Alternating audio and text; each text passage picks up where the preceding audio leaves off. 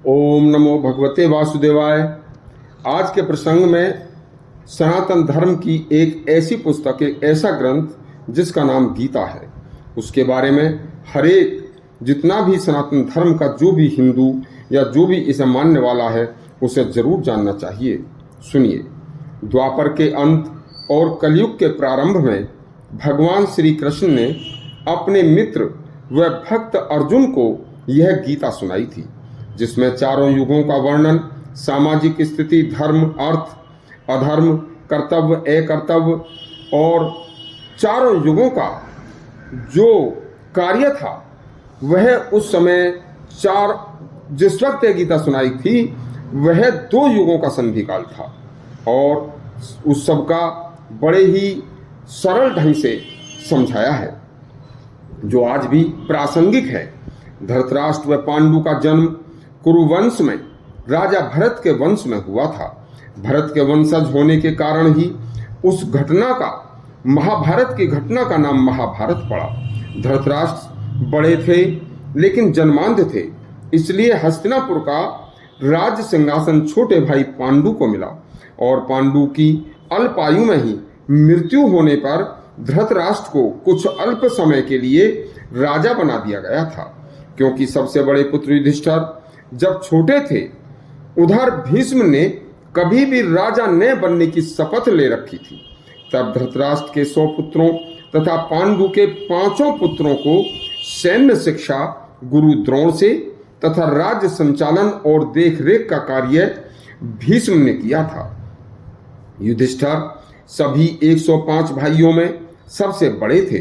धृतराष्ट्र, विदुर, भीष्म, द्रोण सभी 105 भाइयों की शिक्षा व पालन पोषण का कार्य कर रहे थे, लेकिन धृतराष्ट्र केवल मन ही मन अपने पुत्र दुर्योधन को ही राजा बनाना चाहता था।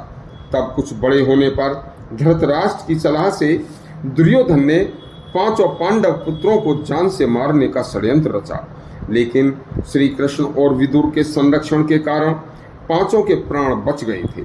श्री कृष्ण कोई सामान्य मनुष्य नहीं थे और पांडवों के ममेरे भाई थे और पांडव धर्म प्रवर्तक पवित्र आत्मा थे।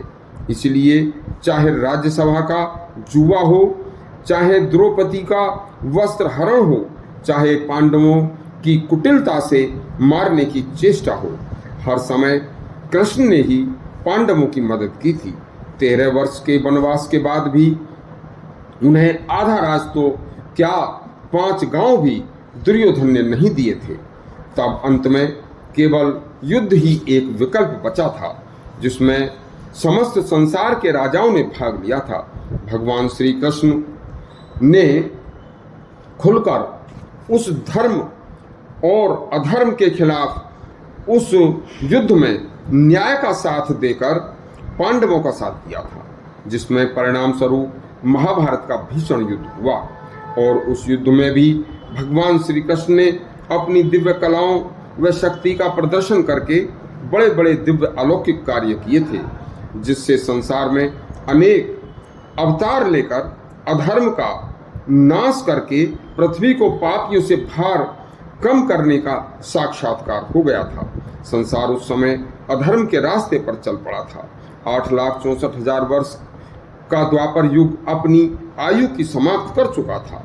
मात्र 36 वर्ष शेष रह गए थे नए मेहमान कलयुग के संसार में पदार्पण करने के, तथा वह कलयुग अपने साथ केवल हर समय अविश्वास, धोखा, अशांति, अधर्म, अन्याय, दुराचार, व्यभिचार, पापाचार, लोभ, लालच, कुकृत्य ऐसे दुखी व जीवन घमंड तथा नास्तिकता के साथ मनुष्यों को अल्प आयु लेकर आ रहा था। ऐसे समय में द्वापर का, कलयुग का जो संधि काल चल रहा था, उस संधि काल में जैसे एक ऋतु समाप्त होकर दूसरी ऋतु का आगमन होता है, उस समय को 2 ऋतुओं का संधि काल कहा जाता है और वह संधि काल परिवर्तन का समय होता है।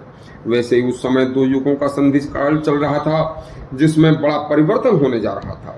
तब ऐसे आने वाले परिवर्तन के समय में मनुष्यों की अच्छाई तथा मानव कल्याण हेतु भगवान श्री कृष्ण ने गीता का ज्ञान रूपी दिव्य प्रकाश संसार को दिखाने के लिए अर्जुन को माध्यम बनाकर गीता ज्ञान दिया था। इस गूढ़ ज्ञान रूपी महान शास्त्र का संसार के सभी शास्त्रों में अग्रणी स्थान है। अपने जीवन को अच्छा सुखमय बनाने के लिए हर सनातनी को गीता को पढ़ना व सुनना तथा उस पर अमल करना श्रेष्ठ है। यदि आपको हमारा गीता के ऊपर प्रसंग अच्छा लगा हो तो हमारा चैनल सब्सक्राइब करें और घंटी दबाएं। धन्यवाद।